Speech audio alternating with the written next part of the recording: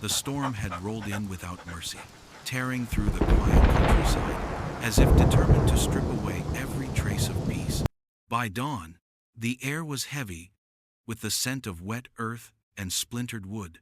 In the center of the yard, where a towering oak had once stood, only a jagged pit remained, its roots ripped from the soil like the bones of a fallen giant.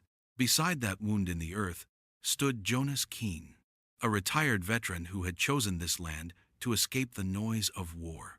Years of combat had left him scarred, but here, with his two loyal companions, Atlas the German Shepherd and Luna the Husky, he had carved out a fragile sense of calm. Jonas was not a man who sought attention, nor one who believed his days held any more surprises. But that morning, Atlas froze, nose twitching, while Luna let out a low, unsettled growl. Their eyes locked on the exposed pit, their bodies tense with a focus Jonas had learned never to ignore. He stepped closer, brushing mud from a glint of rusted metal hidden deep within the torn roots. It was no ordinary debris. It was a door, an iron hatch sealed by decades of earth and silence. In that instant, Jonas understood what every soldier feels before a battle begins, the certainty that nothing will ever be the same. What lay beneath that door was not just a relic of the past, it was a secret waiting to be unearthed, one that would unravel his hard-won peace and drag him into a story older and darker than his own. Stay with us and join Jonas, Atlas, and Luna as we descend into the unknown. If this journey grips you, remember to like, share, and subscribe so you never miss what comes next. When the storm finally cleared, the silence that followed felt almost unnatural, as though the world itself was holding its breath. I stood on the porch, with Atlas pressed against my leg and Luna pacing restlessly at the steps. The yard was a ruin of branches, twisted shingles, and mud, and at the center of it all lay the pit where the oak had fallen. The hatch I had glimpsed before was still half buried in shadow, waiting for me to confront it. But before I could even begin to think about what it meant, I found myself remembering why I had come here in the first place, why I had chosen this patch of land and this fragile life. For years after leaving the service, I could not bear the sound of crowds, or the smell of gasoline, or the jarring crack of fireworks. Noise reminded me of convoy routes turned into ambush sites, of the hollow thud of mortars finding their targets. Maine had offered something different, the rhythm of the sea rolling against rock, the cry of gulls overhead, the low whistle of wind moving through pines. Out here I could hear my own breath, and sometimes that was the only sound I needed. The house was old, its beams groaning with age, but it stood firm against weather, and I had convinced myself it could stand firm against memory too. Atlas had been the first to join me. He was already full-grown when I found him at the shelter, a shepherd with the look of a soldier and the wounds of a stray. He didn't flinch from my gaze like most dogs did. He held it steady, as if he recognized the emptiness in me and had decided it matched the emptiness in him. I brought him home that day, and from then on he moved through the world as though his job was to guard the perimeter of my life. Luna came a year later, younger, wilder, with the restless energy of a husky who had known too many fences. She brought light into the shadows Atlas and I had built together, chasing snowflakes in winter and howling at the moon as though daring the night to answer. Most mornings were quiet, predictable in the way a man like me craved. I would rise before the sun, slip into boots that bore the scars of seasons, and set a pot of black coffee on the stove. Atlas would sit by the door, ears tilted, waiting for the signal to patrol the yard. Luna would whine until I clipped her lead and let her sprint into the open field behind the house. Watching them was the first thing that grounded me every day. Their joy was simple, untouched by memory. They were alive in the moment, and for brief seconds, I could almost believe I was too. The chores came next. Mending the fence that the coastal wind liked to tear apart, splitting wood for the stove, tending to the small patch of vegetables that grew stubbornly despite the rocky soil. There was comfort in repetition. No one shooting at me. No one barking orders. No one measuring my worth in kill counts or deployment tours. Just sweat, soil under my nails, and the slow rhythm of a man trying to stitch himself back together. Sometimes, Atlas would sit nearby, watching every movement, as if ensuring I kept the formation. Sometimes, Luna would chase after shadows only she could see. I let her run. She was my reminder that not everything had to be heavy. Still, the ghosts never really left. They came at night most often, when the house settled into its own breathing and the Atlantic roared against the cliffs. I would see faces I couldn't save, hear the screams, muffled under sandstorms, feel the weight of decisions that had no right answers. In those moments, Atlas would climb onto the rug beside my bed, pressing his body into mine with the solidness of a wall. Luna would curl at my feet, a living warmth, anchoring me to the present. I think they knew more than I ever said out loud. I told myself that this life was enough, that the scars could fade into routine, that the silence could be a balm. The world believed men like me retired into peace. The truth was peace retired into us, brittle and temporary, always one sound away from breaking. But I clung to it with everything I had. On the day before the storm, I remember walking the ridge behind the house. The sun had come out clean and sharp, the kind of autumn light that makes even dying leaves glow. Atlas padded at my side, his steady pace a mirror of my own. Luna bounded ahead, barking at nothing and everything, throwing herself into the long grass as though the field were a battlefield she could conquer with joy alone. I paused at the top of the hill, looking down at the house, at the oak that had stood longer than anyone in my family could remember. Its branches stretched wide like a cathedral roof, and beneath it I had often sat with my back against the bark, letting the sound of the wind replace the sound of war. I didn't know then that the storm was gathering just beyond the horizon. I didn't know that within a night, the tree would lie in ruin, and the earth beneath it would open its mouth to swallow everything I thought I knew. When the first winds rattled the shutters, I lit a lamp and pulled the dogs inside. The sky turned purple and bruised, the air heavy with the metallic taste of rain. By nightfall, the house shuddered as though an artillery line had set its sights on us. Atlas pressed against the door, ears pricked, his body taut as a drawn bow.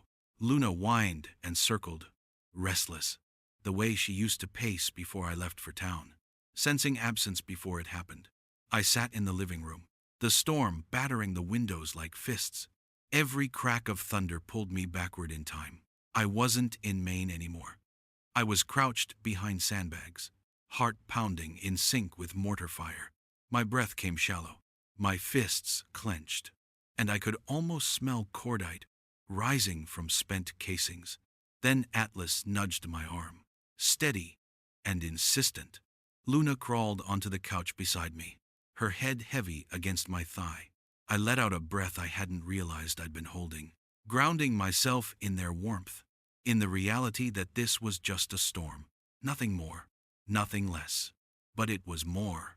The storm that night carried with it not just wind and rain, but change.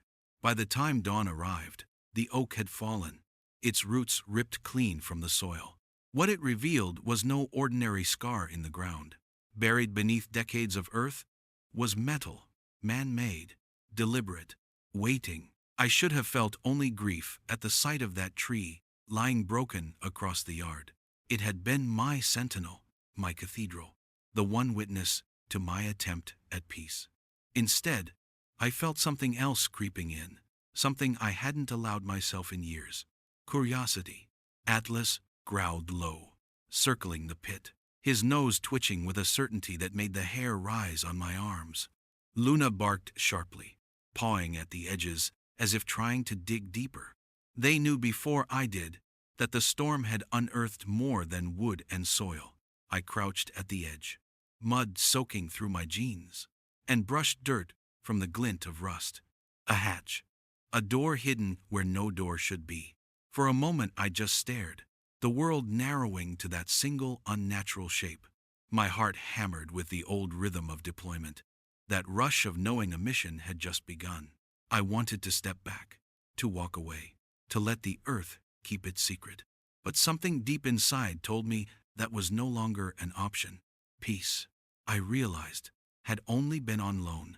The storm had come to collect its debt, and it had chosen me to pay. Morning broke gray and raw, the air sharp with pine and wet earth. I stood over the ruin of the oak. Its massive trunk sprawled across the yard, like the carcass of some fallen beast. The ground gaped open, where the roots had torn free. A wound in the soil that seemed too violent for this quiet land. Atlas prowled at the edge of the pit, ears forward, his body tense with the discipline of a sentry on patrol. Luna darted in and out of the mud, her paws kicking clumps of soil into the air, her voice ringing with urgent barks that refused to be ignored. At first I thought they were only restless after the storm, their energy sharpened by fear and relief. But then Atlas froze, nose pressed to the damp earth, tail stiff as a rod. A low growl rumbled in his chest, the kind that carried no threat, only certainty. He had found something. Luna joined him, scratching at the roots with frantic determination. I climbed down into the pit, boots sinking into the mud, and followed their eyes. That was when I saw it again, the dull sheen of rusted metal, a corner of something too straight, too deliberate to belong to the natural world. I reached out and brushed soil away. My fingers scraped against iron, cold and unyielding. More of it emerged as I pulled at the tangled roots. It was a square of corroded steel, and at its center sat a circular wheel, locked in place by decades of rust. My breath caught in my throat. A hatch. A door where no door should be. The air around me seemed to change. The sounds of the forest dulled. The distant crash of the ocean fell away. All I could hear was my own heartbeat pounding in my ears. I glanced at Atlas.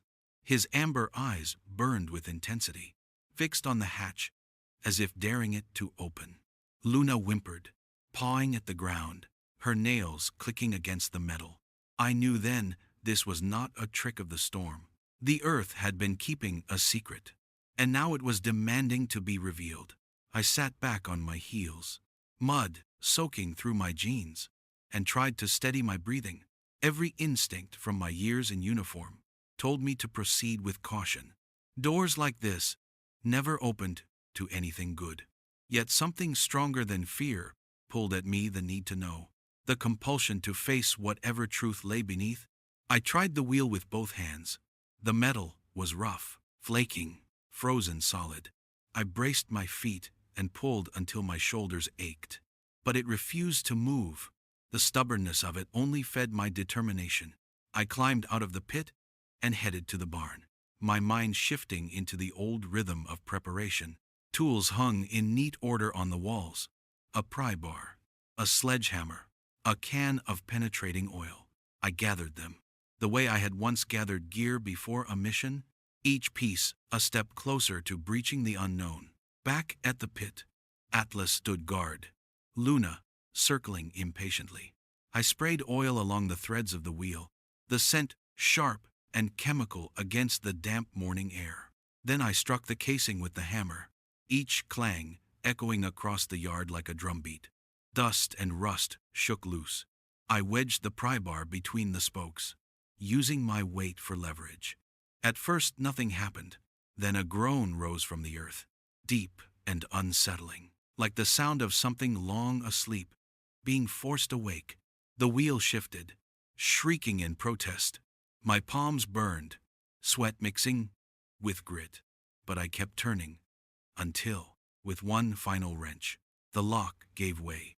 The hatch itself was heavy, a slab of steel meant to endure. I heaved at it, muscles screaming, until it finally creaked open and slammed back against the mud with a thud that sent vibrations through my bones. A rush of air spilled out, cold and stale, carrying the scent of mold, concrete, and time itself. I leaned over the opening and shone my flashlight inside. A staircase descended into blackness. Each step lined with damp concrete. The beam of light caught on cobwebs, on walls sweating with condensation. The silence was total, oppressive, like a vacuum that swallowed sound.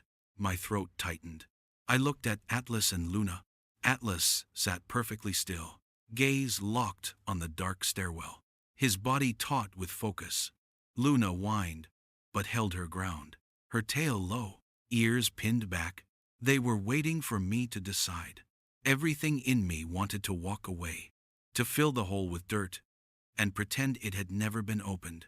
But I knew better. Secrets don't stay buried. They fester, they spread, they demand to be unearthed. I had learned that overseas, where hidden caches and concealed bunkers always meant more than they first appeared. This was no different. I clipped Atlas and Luna to the porch rail, commanding them to stay. Their protests were immediate. Atlas, with a deep bark of refusal, Luna pulling hard at the lead. I placed a hand on each of their heads. "I'll be back," I whispered, though the words tasted like a lie. Then I turned and began the descent. The air grew colder with each step, thick with the weight of years. My boots echoed against the concrete, a hollow rhythm that quickened my pulse. At the bottom lay a small chamber, rectangular and bare, its walls slick with moisture. My flashlight swept across a desk and chair buried under dust. A shortwave radio that looked like it hadn't been touched since the Cold War. Empty shelves that lined the wall like silent witnesses. For a moment I thought that was all it was, an abandoned fallout shelter, forgotten after the panic of another age. But then, my light caught on something tucked beneath the desk. A military ammunition box, olive green, stenciled with faded yellow letters. My chest tightened. I dragged it out, the weight of it surprising. The latches were stiff, but gave way. Inside, on a bed of yellowed cloth, lay a single leather-bound journal. My hands shook as I opened it. The handwriting was neat, deliberate, the kind I recognized from old letters. It belonged to my grandfather. I turned the first few pages. Weather notes, crop yields, daily musings, ordinary, almost comforting. But then the entries grew clipped, guarded, mentions of partners, always by initials, hints of a project, never explained, references to secrecy, to risks, to debts that would one day come due. The air seemed to thicken around me. I could hear my grandfather's voice in those words.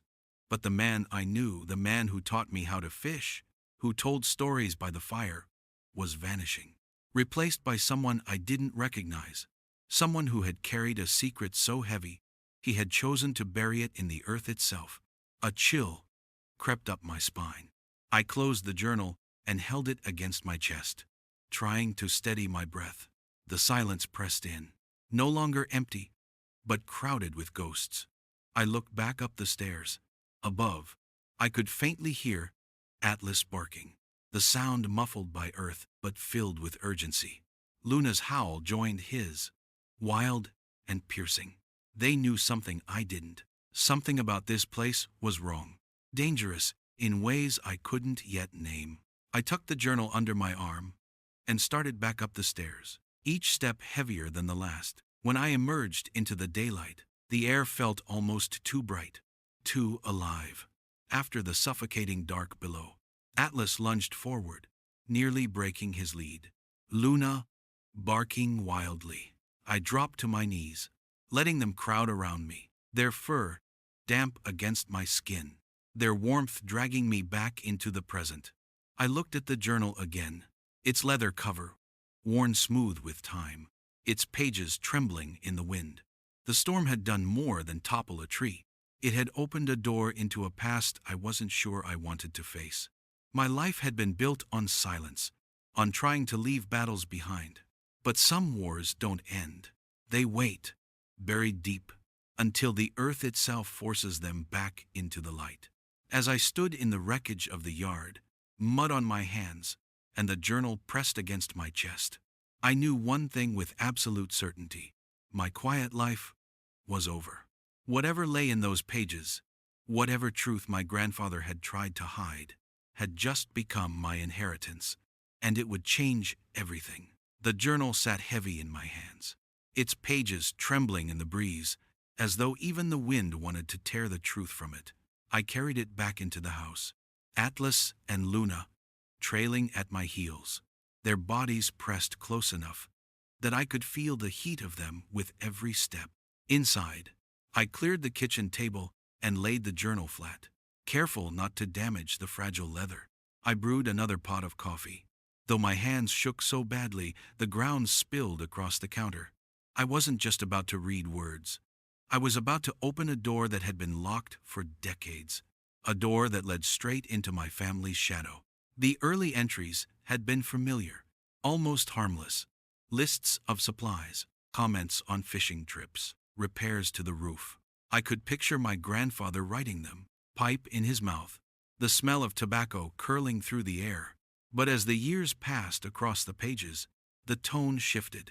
The handwriting grew tighter, sharper, as if each word was written with clenched teeth. The entries spoke of partners, two men, known only as V and C. They had worked together on something, though my grandfather never wrote what it was. There were mentions of investments, secrecy, and a phrase that repeated often enough to chill me. A secret is a debt. I closed the journal and pressed my palms against it, my heart thundering. Who were these men? What did they build? And why had my grandfather felt compelled to bury the evidence beneath a tree, as though hiding the past from his own bloodline? Atlas lifted his head, ears twitching. Luna padded to the door, her fur bristling. A low growl vibrated from Atlas's chest. I followed their gaze out the window and saw the dust of tires on the gravel road. A car was coming. I wasn't expecting anyone. The sedan that pulled up was out of place, new, sleek, polished against the rough backdrop of coastal woods. The driver's door opened, and a woman stepped out.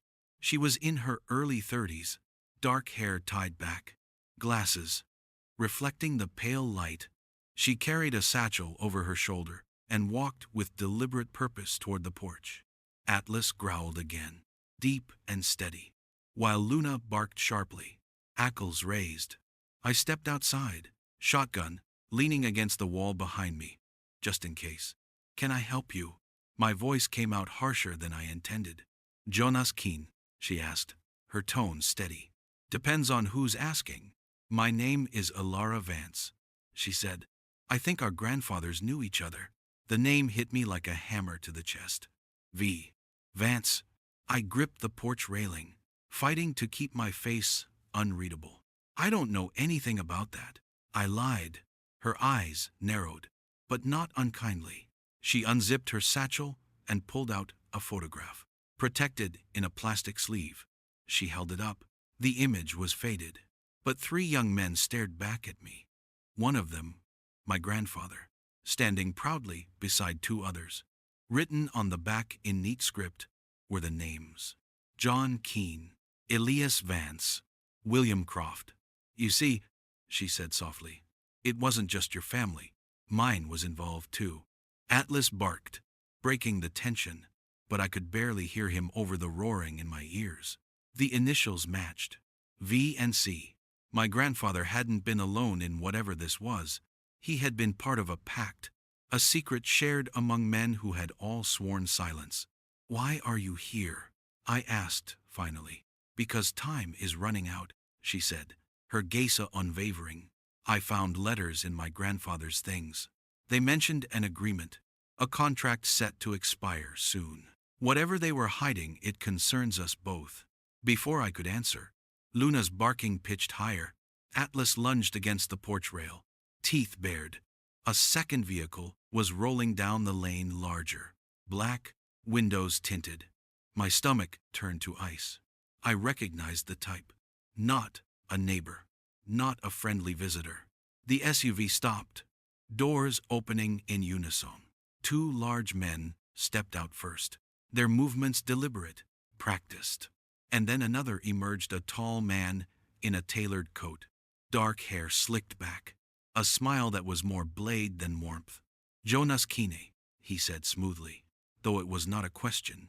Julian Croft. See, Croft, the impatient one, the third man in the photograph. He climbed the steps as if he already owned the place, his two men flanking him. Atlas erupted into a snarl so vicious it rattled the boards beneath us. Luna crouched low, ready to spring. Croft glanced at them with disdain, then fixed his eyes on me. "You've opened it, haven't you?" he said. "The hatch. The bunker. My family has been waiting for this day for decades. It's not yours." I shot back. He chuckled, the sound hollow. "Everything on this land belongs to us, by right. Your grandfather, my grandfather, Vance, they were partners. But make no mistake, Keen, it was my family's ambition that built it. And I've come to collect." Alara stepped forward, voice sharp. The agreement was between three men, not one. Whatever was hidden was meant to be shared. Croft turned his cold gaze on her. "Ah, the historian. I was wondering when you'd crawl out of the archives. Do yourself a favor. Miss Vance, stay out of this. You'll live longer." Atlas lunged, teeth snapping inches from Croft's hand. The man flinched, just barely, and his polished smile cracked. He stepped back, gesturing for his men to hold. His eyes locked on mine, venomous. "This isn't over. You can't guard a secret with dogs and nostalgia. When I return, I won't be so polite." They left as suddenly as they'd come, the SUV spitting gravel as it roared down the lane. The silence they left behind was heavier than the storm. Inside, Alara and I spread our findings across the table. Her letters, her photograph, my grandfather's journal. Together they painted a picture, but one full of shadows. References to assets and securing investments. Talk of debts that would come due. And always the same sense of dread threading through the words, as though they had created something they could no longer control. I traced my finger over one entry, from the winter of 1963. "The work is done, but the silence feels heavier than before. C believes we are secure, but I am not so sure. A secret is a debt, and I fear this one will come due for our families." The words crawled under my skin. I had fought wars for governments that lied, killed for causes that shifted like sand.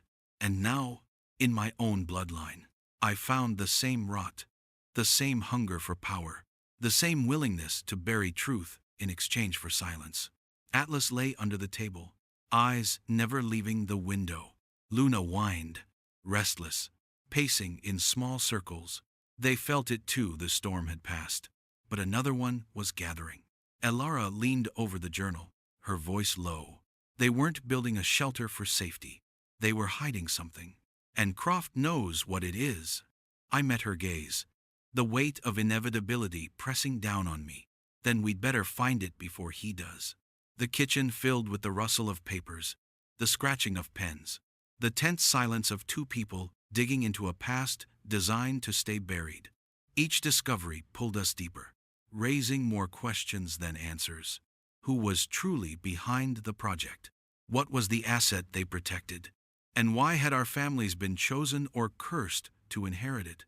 Outside, the dogs kept watch, their bodies rigid, their senses attuned to threats I could almost feel in the air. Inside, I realized peace was no longer possible. Whatever my grandfather had done, whatever Croft wanted, I was now bound to it. The secret had come due, and the debt was mine to face. The days that followed blurred together. Every hour, carrying the weight of anticipation.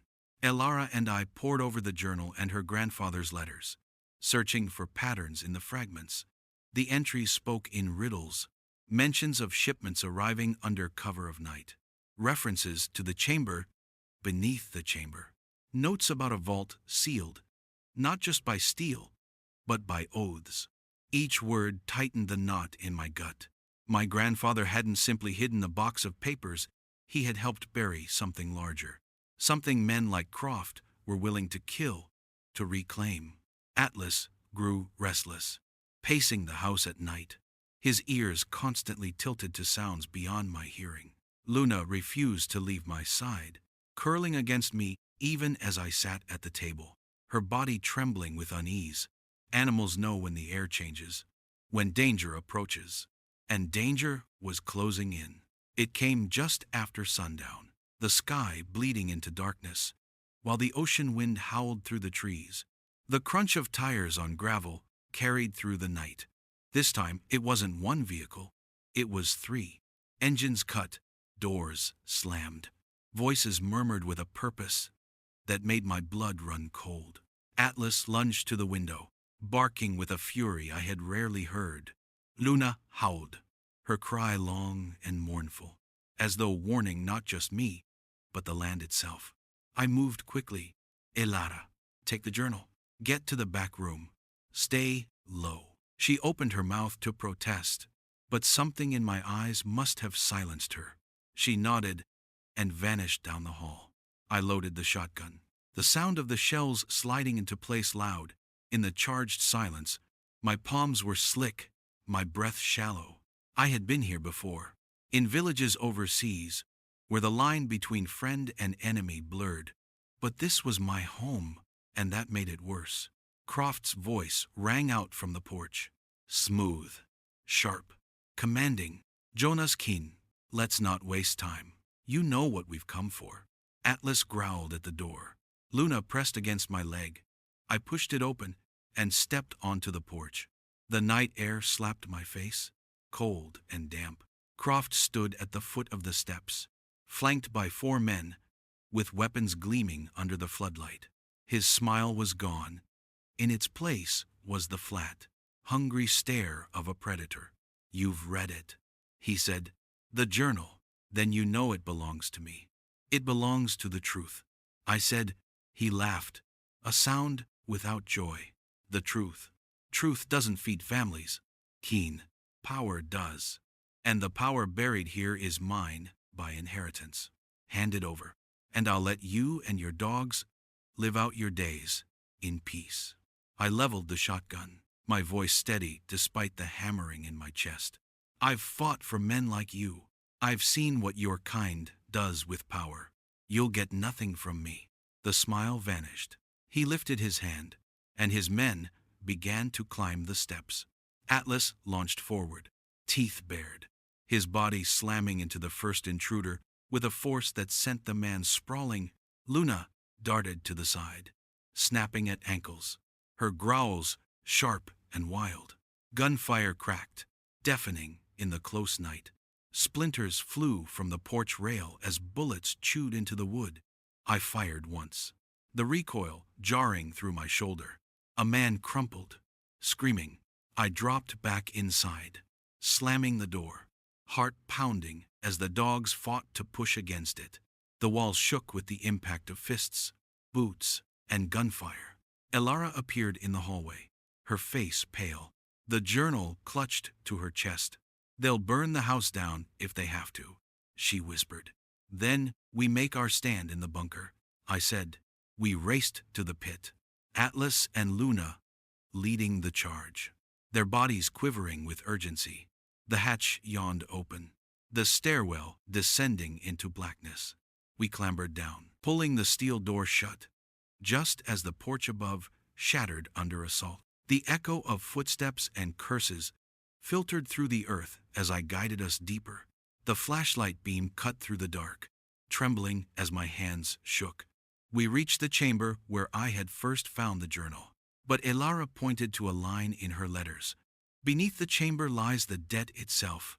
I swept the light across the wall until it caught on a seam barely visible, a faint outline of a second door carved into the concrete. A rusted latch protruded. Together we forced it open, the screech of metal ripping through the silence. Beyond lay a narrow corridor leading to another room, smaller, colder, and more suffocating than the first. In the center of that room was a crate, not military issue, but reinforced with steel bands, locked tight with chains. Elara dropped to her knees, running her fingers across the wood. This is it. This is what they were guarding. I pried the lock with the bar I had carried down. The chain clattered to the floor, and the lid creaked open. Inside were folders, reels of film, and sealed canisters marked with the insignia of a government office long since dissolved. My stomach twisted as I read the faded labels: Operation Harvest, Experimental Materials, Confidential. Elara's hands shook as she flipped through the papers. These are records of tests, radiation, chemical exposure. They used migrant workers, prisoners. They buried the evidence here. My vision blurred with rage. My grandfather, Vance, Croft's bloodline. They hadn't just hidden wealth, they had hidden crimes. Crimes against the innocent, carried out under the banner of secrecy and patriotism. The weight of it crushed me. Shouts echoed down the stairwell. Croft's men were coming.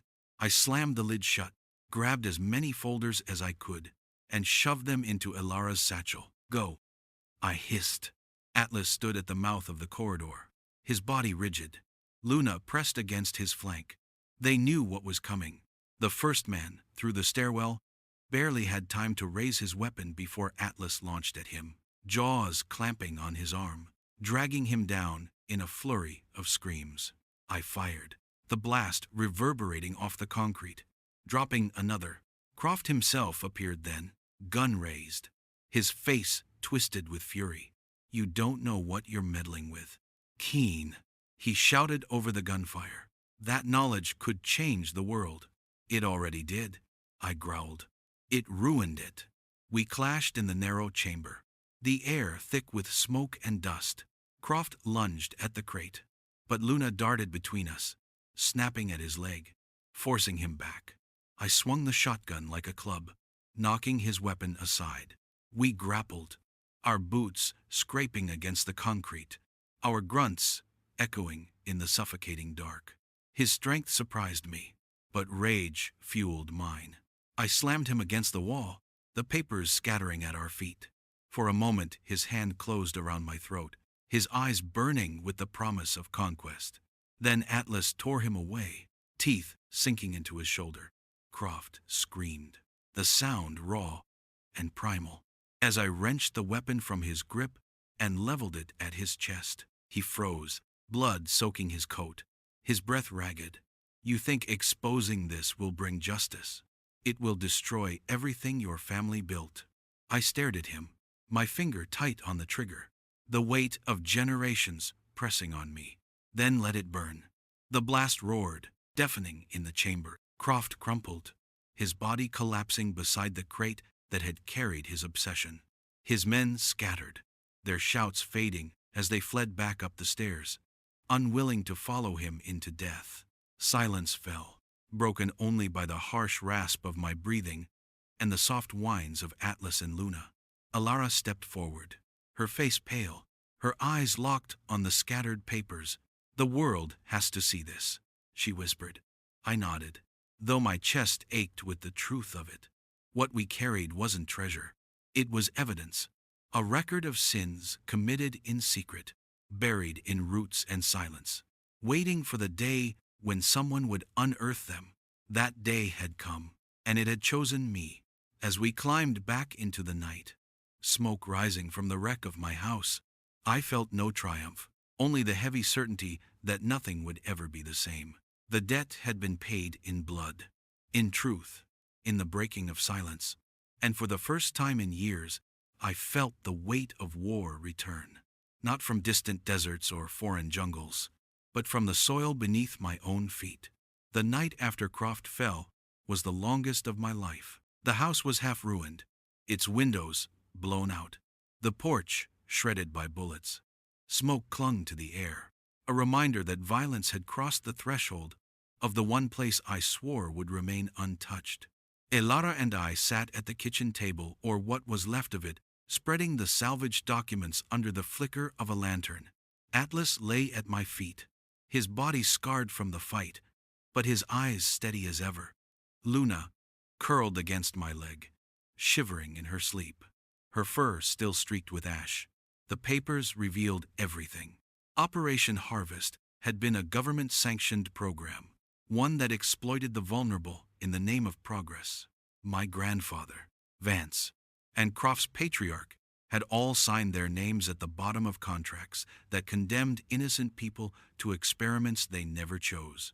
Their silence had bought them land, wealth, security. Their families had thrived, while the victims vanished into the soil of secrecy. I felt sick. Every page was a wound, every signature a betrayal that reached across time to bleed into my hands. I had spent years trying to silence my own memories of war, believing the sins I carried were mine alone. But now I saw that my bloodline had its own ledger of sins, older and deeper than mine. Ilara broke the silence. We can't keep this hidden. If we do, we're no better than them. I knew she was right. Yet part of me hesitated. To expose the truth would mean exposing my family's name to shame, undoing whatever fragile respect still lingered in the community. I had fought for flags, for men in uniforms, for causes that unraveled the moment they were tested. And now I was being asked to fight for truth, one that would erase what little foundation my family had left. Atlas lifted his head, resting it on my knee, as if reminding me of something simple. Loyalty was not to blood or flags, but to what was right. Luna whimpered in her sleep, her body trembling as though she still dreamed of the fight. I stroked her fur and realized peace wasn't about silence. It was about honesty, about cutting out rot before it consumed everything. The next morning, I packed the satchel with the most damning documents, reels, and photographs. Ilara contacted a journalist she trusted, one who had spent years exposing buried scandals.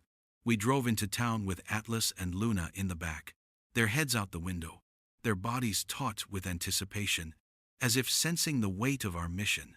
When we handed over the evidence, the reporter's eyes widened with disbelief. "Do you understand what this will do?" he asked. "Yes," I said, my voice steady. "And that's why you need to do it." For days afterward, the press swarmed. Stories broke. Names were dragged from the shadows into the daylight. Protests ignited. Survivors' families stepped forward, demanding accountability. Croft's empire crumbled overnight, his allies scattering like rats from a sinking ship. The Vance family was torn apart, half defending their legacy, half embracing the truth, and my name, Keen, was etched into headlines, no longer as a soldier, but as the heir of a scandal. The weight was unbearable at first. Strangers spit my name with anger, accusing me of carrying the sins of my grandfather. Others hailed me as a man who chose conscience over comfort. I felt neither. I only felt tired. But amid the chaos, a strange calm grew inside me. For the first time, there was no silence left to haunt me. The truth was out. The debt was paid. One evening, I returned to the pit where the oak had stood. The roots were gone, the soil leveled, but the wound in the earth remained. I stood with Atlas on one side and Luna on the other, the ocean wind rushing through the pines. I realized then that peace had never been about burying the past. It was about facing it, dragging it into the light, no matter the cost. My grandfather had chosen silence. I had chosen otherwise. That was the day I stopped running from ghosts. The truth had burned away the illusion of peace I once clung to, leaving behind something raw, painful, but honest. My family's name would never recover, and perhaps it shouldn't. Atlas and Luna sat by my side as the sun dipped below the horizon, their steady presence reminding me that life moves forward, even after the ground has been torn apart. Ilara stood with me too, not as an ally bound by blood, but as someone who understood that silence was no longer an option. The story didn't end with Croft's death, or the revelations splashed across the headlines. It lived on in every protest, every broken silence, every question, whispered by those who wondered what else might still be buried beneath the surface of this country. And it lives here, in me, in the choice I made to face the truth, instead of bury it. Now I turn to you. If you were standing where I stood, holding the weight of generations in your hands, would you have chosen silence or truth? Tell me what you think in the comments. Share this story with those who believe justice belongs to the brave. And subscribe if you want to see where this journey leads next. Because trust me, the past is never finished with us.